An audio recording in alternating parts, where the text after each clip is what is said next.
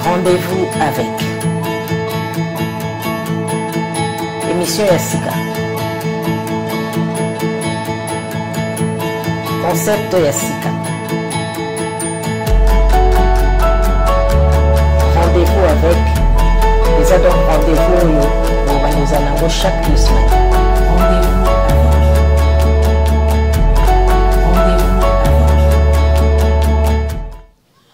Bonjour, bonsoir dans tous les coins et recoins du monde, là où vous vous trouvez, avec votre humble servante Zizou Zidane Zetia Mounene, Lelo Nakiko Zolabino, grand artiste Nabino Bolingara Mingi Bosengaki, pe bokoye bato solane en long et à large, pe boko comprendre.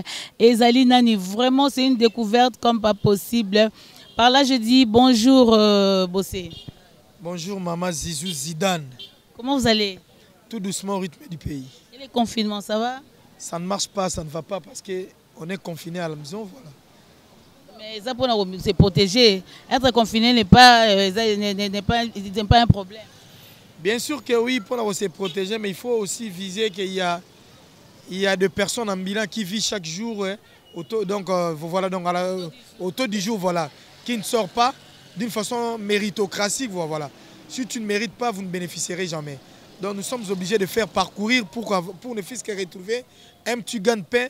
Moi, ça mais tant que confiné, sans ration alimentaire, sans motivation, sans quoi anticipatif, il y a salaire, donc circulation monétaire dans le pays, donc on est confiné, donc tout est confiné, bloqué, mais nous sommes obligés de respecter pour la bien, il y a santé, donc voilà un peu ça. Voilà. Pour la santé, la santé n'a pas de prix. Koufan za la messe, santé za malam parce que ce hypothèque biso si vous voyez l'ambiance comme ça, l'ambiance est totale ici. Comprenez, tous dans la couloir Madiakoko, tous dans la Kanda Kanda, dans le village Molokai, vraiment, ouais, pas le 24, peut-être ça va être la fête ici, si Dieu le veut. Maintenant, le confinement, tu habites sur une ligne, on fêter l'anniversaire à Papa Wemba Bakala Djakouba, tous dans le quartier Naé.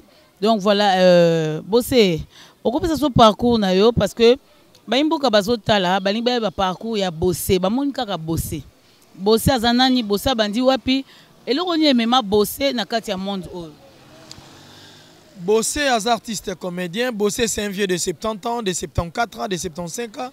Bossé c'est un vieux de 80 ans, de 90 ans. Bossé c'est un ami de Mobutu, un ami de Lumumba. Bossé c'est un ami de Boboriko Lokonga. Bossé c'est un ami de Lunda Boululu et de Birindwa et de Mungurdiaka. Donc Bossé c'est un ancien ministre. C'est un ancien mouvancier, c'est un ancien combattant. Bossé, c'est quelqu'un qui a lutté pour ce pays, pour notre nation. Donc, ouais, mais mangana a rezagane nzamba botaka mutu, ndenge nzamba pesaka mutu bon moi, apesipe mutu vocation. Lelo yo, moi j'ai été au petit séminaire, je ne savais pas un jour je serais un comédien, mais Dieu n'a pas voulu. Abi yayo ezande comédie, yayo musano ezande art. Et aujourd'hui vocation nanga ebendinga nesika nanga lazali, donc voilà. Et o ebendanga vraiment ezaka vocation nzambe, voilà. Ebenda bossé ezaka vocation nzambe asala o etindie asala lelo okoma artiste et comédien. Donc elo oni netinda ki otika vocation na yo. Otika vocation na pourquoi elo oni atira ki yo nani atira ki yo potika monde parce que eza vraiment la différence ya monde ozala ki na monde oye. Bon moni mama nzambe ezaka phénomène hein. Maman Zidane, et là on monte tinda biso to changer bagou chaque jour. Lelo okola masoso mwamba osena mo légume pembeni. Et bimi ki tok makasi. Okola ngombe 10 jours oli anora yango. Mais ozaka na mukomo bo changer goût. Goût wana o a changer ngo nature ya nzambe. Donc ndenge mo okaka. J'ai été de nazaki na anglais wana. O etinda ngana ya koto ngamo pe na mieba te mais saka ndenge nzamba orientaka. Ndenge orientanga na koma nesiko na koma. Mauvais souvenir na vie artistique na Bossé. En tout cas, mauvais souvenir oui ezali. Na olobate ke zangite ezali parce que monde nyon surtout na vie ezaka na ba bien rappé na ba mauvais nango. Mauvais souvenir ya liboso ya li na ba endroit auto tournaka d'abord. Ba manque ba respect, boke senga musu ndako mona tike libino te, atika pra bengani bino, misusu pe ba déception ba yaya auto kuta na musala. Topé ba manquement ya ba leki o bayaka na musala na biso. Musu aye lelo pour avoir succès a comment manquer ma Zidane. Musu aye lobby afula mais aso mutuka obenga e ba comme boudé batou. Et ça s'appelle l'un des mauvais souvenirs. Donc monsieur Spéali groupe moko boy ozalaka mais déception moko boy ozwa ondimaka teke na makambo yo sana groupe wana ko se retrouver bongo OK otika na choc na mutema. Donc déception na mauvais souvenir na ngeza mingi na ba groupe groupe nga na leka o esalanga mabe.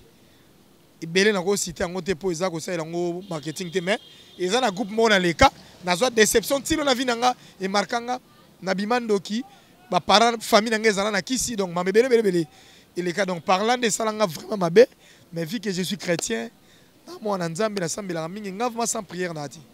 Vraiment bossé na ko biso likamoko biso za ba unité de mesure soki mutazo manke ma Zidane kanga no eka ndokimbala moko ko keno musika te parce que biso ba Zidane musala de sala ke batu bazinga biso donc ça que balinga biso batwa osala musala o comprendre que batu balinga na moka musala balinga na moka musala eza na ngo bien donc so mutazo finga ma Zidane ko ke musika te kanga eka ndokimbala moko bon on a ina lo babo c'est idole na on a monde na biso ndengo zarabo nde ozjuaka na genre ya bino nde bozwa ba humoriste quoi idole nous a. En tout cas maman Zidane na réalité na idole te na idole te mais na sepela kana ba yaya on a kuta na musala mais ko landa yé so tali bossé historien na accent nanga na muto ta lekana depuis Congo ezala Congo depuis théâtre bana théâtre. Je suis la seule personne à Bima à ça la batu ba rappel il y a ba événement passé à ça batu ba rappel ba ces années là à ça batu rappel ba makambo leka kala il y a politique il y a sport il y a armée il y a culture donc il y a musique nazalanga moko donc na idole te mais nazala ba doyen on a sepelaka que la talivier boye c'est bien et puis na respecta bango en 100% donc sans problème. Et salut Sengomina, la princesse Georgette Mbwangi, la princesse Georgette Mbwangi, mon thème est Papa Felimbaki, maman n'a pas d'où na Chico, donc salut Elengoinge, salut Sengomingi, topesi wapi pai toke kotika mbote na biso belé hein, et parler na Canada, Cécile Bilonda, ma privée. Cécile Bilonda maman dessin animé, basangana baya ba okokate me ba oya kaka. Ah, batika Cécile comme moi bana, moi mbui batika yo. Le autre zana historien. Historien tolingi toyeba yoza ami ya baboboli kolokonga oza ami ya baboyo oza ami ya baboyo oza ami ya boye ndenge yo mouti koloba o se ressourça wapi o se documenta wapi pour la richesse oza na mutuna parce que c'est pas donné à n'importe qui hein pour tuer une quand on genre il faut qu'on se dise vraiment mutunyo surtout azana esengwa te pour tout le monde abadina na kulwa madiakoko azawana ndenge azana as acteur à vie mais ako ça maman oh historien ça te historien ko ça biso au documentaire vraiment si je dis que dans ces documentaires quelque part j'y mens sauf que na zwande ba formation na ba cours o isala que na zala be c'est maman lobaka a créer ngoti parce que son a créé un poto baza ma casse na recherche lelo na ko lobaka na 1963 Cyril Adoula papa Doudou Adoula muta kotaka soso bemba Doula na RDC. Il était premier ministre en 1963. Cyril Adoula. Yem Dayana Soso Bembadoula. Ce temps-là, le bango. Moutoumso beta YouTube comme oh ministre Adoula Dayana Soso Bembadoula. Tana le baké Vital Kamera Zara directeur du cabinet à Boboli que le Congo en 76. Il était encore étudiant à cette époque. Premier étudiant noir à distinguer il Louvanium à l'époque à Babel c'était mon colo à Pombo Edo ko faye mara Engambedo papa Kesha. Premier vice-président Sénat, il y a distingué à 98% en 1975. Là, on doit s'arrêter parce qu'on doit faire face à la caméra. Hein, chinois, vraiment, on doit s'arrêter. PCC, on a mamie les Mani Diogo International et Sikazali. PCC, on a Luma Samuna Tumika, l'homme Tumika Jericho international congolais, le grand basketteur international, basketteur dans Katiambo Kanabiso.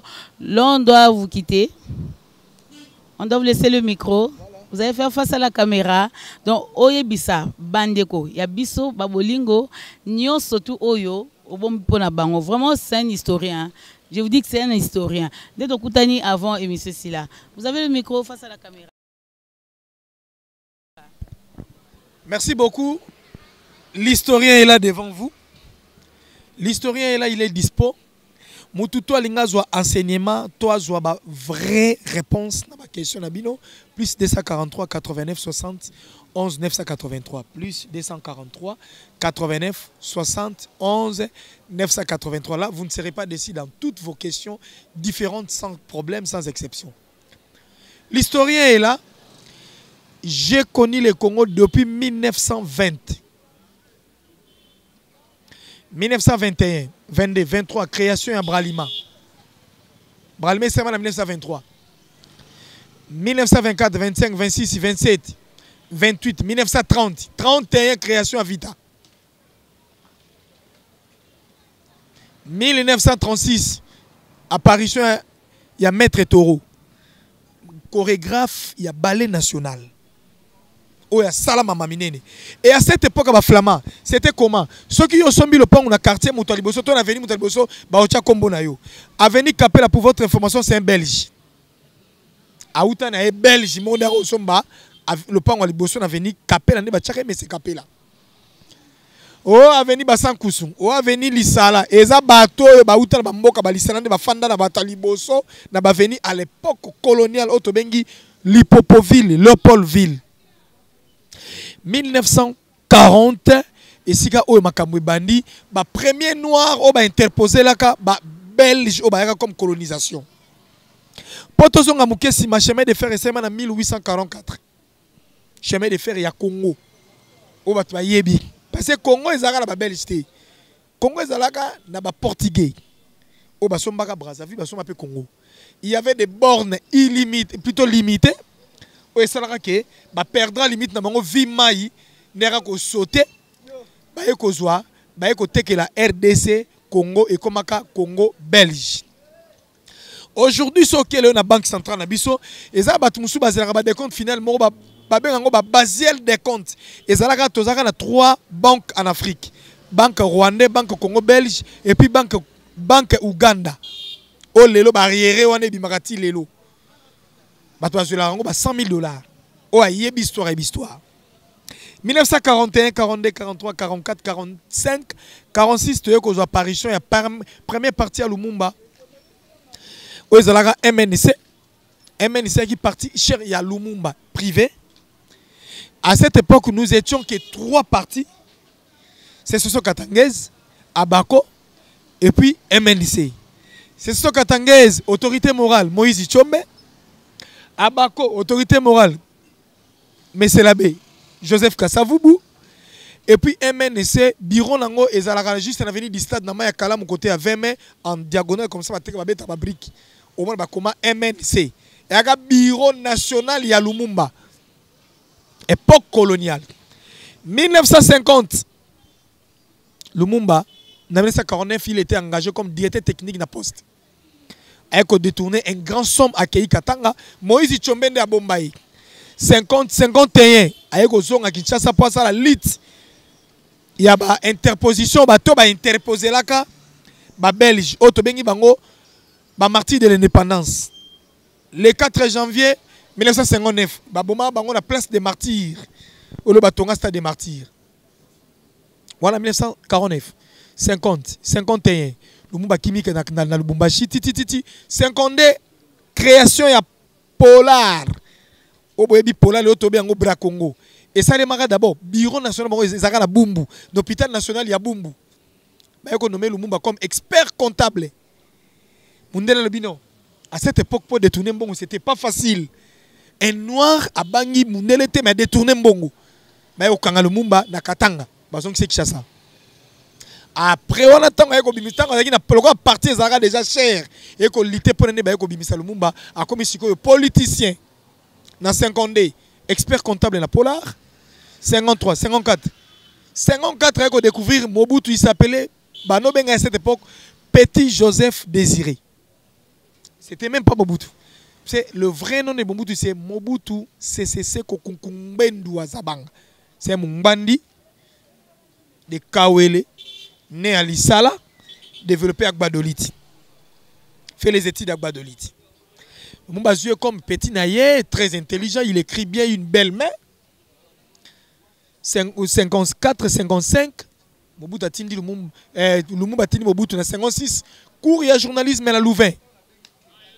À cette époque, il y a deux musiciens qui faisaient des chairs de poule au gouvernement. Il s'appelait Joseph Calais Jeff, entre parenthèses, Grand Calais. Et ensuite par Wendo Kolo Son. Grand Calais, il est parti na Cuba cause cours il y a musique il y a instrumental. Moutaya na instrument na Congo en 1956. C'est Grand Calais, ami intime, cher de Laurent Désiré Kabila, qui faisait des booms.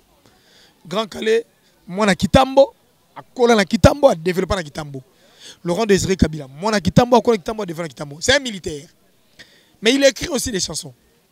Ce qui est l'auteur, peuple congolais, allons en avant, palalalala. Écrit par Laurent Désiré Kabila. Écrit par Laurent Désiré Kabila. C'est pas facile. 57.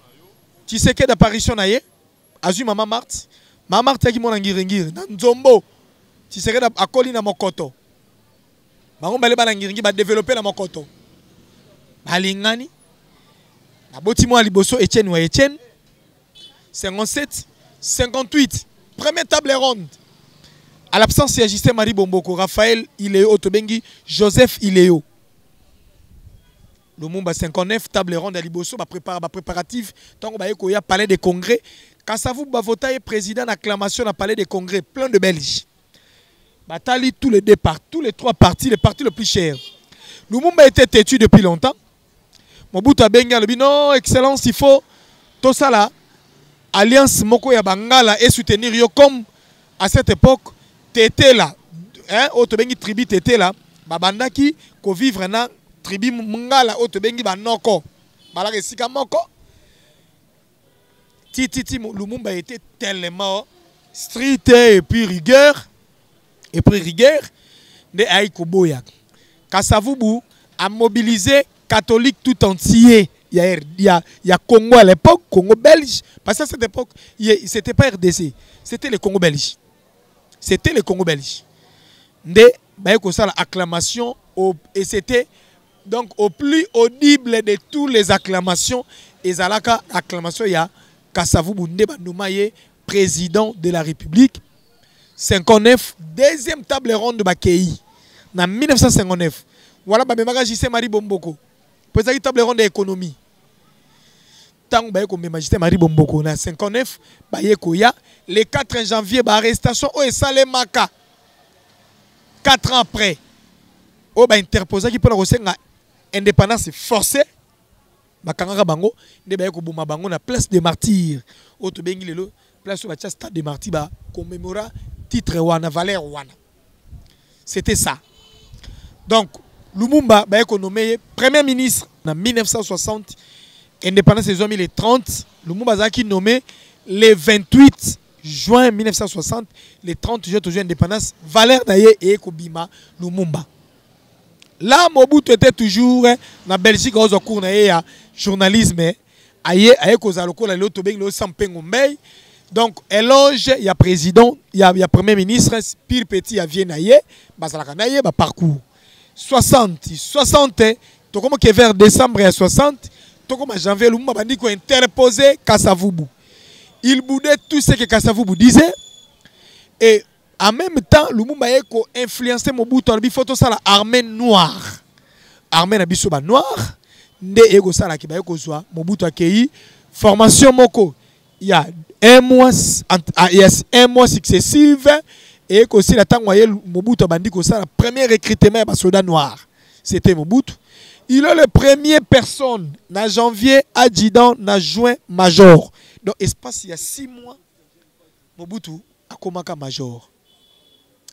Belge, Mundele Talabino, Lumumba Nixo ko interposé Mundele, Fimbo Ngubu Ebimi, ko boma ko beta ko boma ko botola, nde baye ko sala coup d'état o esala ki ba longola Lumumba na pouvoir, na premier ministre baye ko bomaye, mutu oyo akangaka Lumumba na Maya Sankuru, na Lodja, il s'appelle Adjudant Pongo. C'est lui qui était le papa de Madame chanteuse Nabiso Pongolov. C'est son père. Premier adjudant noir, sergent, adjudant sergent. Non, Wakanga Lumumba na Maya Sankuru. ne azongisaka ye ti Katanga Katanga ti Kinshasa Kinshasa bazongisa Katanga nde bakinaki koboma Lumumba 60 wana tango Lumumba kei ba ko remplacé par Joseph Ileo. C'est lui yende bazaki ba premier étudiant noir en 1949. Tango université Salemaka Louvanium, c'était 3 étudiants noirs grands au basala biso fierté et zalaka Etienne Tshisekedi du Mulumba na droit judiciaire te kozwa Justin Marie Bomboko Iselenge Lokumba te kozwa Joseph Ileo au basala droit au premier étudiant au Bimaka. Parce qu'à cette époque il y avait que de D4. Diplôme d'état et comme en 67. Ba D4. Donc D4 ba la compétence il y a diplômé. Ok, université aussi si peu bimi. Et Rwanda Kizenga azaki toujours cadre.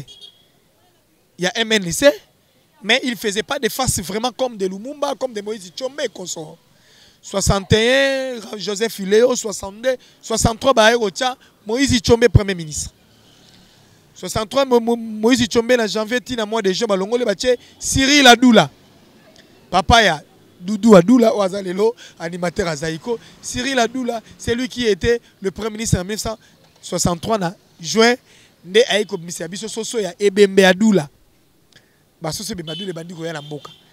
Mutam ta commission ko marqué époque na yeso apé au pouvoir, faut marquer. 63, 64. Yé 65 coup d'état à Mobutu. Papa Mobutu a prêté serment en 65. Abimi président de la République parce qu'à cette époque Mobutu pendant 61 Tito comme en 64 a comme des chef d'état-major général, celui qui dirigeait l'armée congolaise Congo-Belge. Tango eko longwane sili en 65 Abeti Balné Nicolas Zui président de la République, présidence de la République en 65 a prêté serment 66 première partie à Mobutu. Et seulement en 64 ils ont vulgarité parce que à bomba on vit qui a Azara Soda. C'était sévère, corps volontaire pour la République. Sur le premier parti, il y a M. Joseph Désiré Mobutu. Dans 66-67, Mobutu a écopé Sabiso. Sorte officielle, il y a un père créé par Tshisekedi wa Mulumba. Mobutu, c'est Sego, Kukumbwendu Azabang. 66, accompagné par, entre autres, des politiques différemment, au Bazara na Katuana. 66, 67, 68. 69 première chaîne kan nabiso to kendaka ya Léopard d'Isaïre ba Mungamwini. Je sais pas si ba ebi Mungamwini, ebi Mungamwini ko ebi Mungamwini. Le vieux Mungamwini imdachaka debi. To rataka chaîne wana kan wana 70 71 Mobutu a ko maîtriser armée, a ko recruter ba général Ikuli ya Bolongo, ba Mira Liwanga, ba général Baramoto, a ko zo ba général Mayele. Mayele qui garde rapproché à Mama Cessé. Mama Cessé abota bana 6. Na bana 6 aboti mibali basi 4. 71 Mobutu ko misa unité ya Kingabwa. Unité Kingabwa bimaka pona nini pona bana classe ba koma ko kima. Ba obima classe reta abimi classe 17h à 18h 20h déclaration bana ba obunga parce que Mobutu ko misa unité Kingabwa o koma ko sillonner toute ville ya Kinshasa ke soki bakangiyo mineur na uniforme bakene la police orola la kuna ti ba parents ba roya ba futi amanda l'état ba bimisio et les enfants ont vite changé ba comprendre que unité Kingabwa zo kangabana tangu cardinal Malula eko interposé événement wana 71 72 Mobutu ngaka kangaya kimi akei exil na Italie na 1972 na 73 tu vas dire développer 73 préparatifs via Chan Abisso et Bandi. Wana Mobutu a économé Nzoko et Baba gouverneur Azaka équatorien. Nzoko et Baba gouverneur dans 73-74 quand Abisso ya Moseka en même état événement du siècle Zalaka combat ya boxe ya Ali et Foreman dans le stade ya Tata Raphaël. 75 76 Toyo kozwa Sakombi ya Bimaka oya salaka rage ayela biso Sakombi ya Gigoz. 76 wana Boboliko Lokonga était encore premier ministre. En même état d'état du cabinet ezalaka lelo Lwakandingi ni vital. 77 mama c'est ça tiki biso zairianisation to bengi décentralisation. Donc voilà, Bossé Azal Moulaï naoye la bino tina 2020 donc na pemino wala mama na habite so mama Zidane azana eloko nini akoki koloba na kati wala. Voilà, c'est l'historien. Vous avez entendu vraiment ces années-là, c'est pas facile.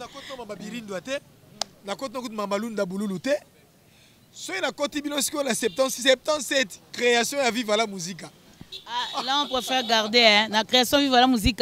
Comme le 24 août, ils allaient manifestation anniversaire à Viva la musique. Donc, tu préféré, Toroya, Torobenga sous historien, habite au Kennedy en 2020. Là, on s'est arrêté dans 73. Hein. Tosuki na 76. Na 76. Donc voilà, Tosuki na 76. Bo Yasakombi donc bomba on a yachole kiwa. Donc to bomba wana Tosuki na 76 mas masan pour Joe Massa historien et wana bo poser ba question, bo poser vraiment ba question pour comprendre historien à cause la wana pona bino Gabi sana fou. Donc Gabi historien Rosalana pona bino pona répondre à la question nyonso Boverdo Bokete Bongombe Mobile Mongo Topesi Gilen Zeka Mambote Belé Fifi Esika Zali Bambote Belé Christian Mabanga Bambote Ebele. Voilà les lots Zizou Zidane Zetia Munene ayambaki pona bino historien et que vous allez sengomingi et vous allez sengomingi historien azana micro na kopesa micro historien.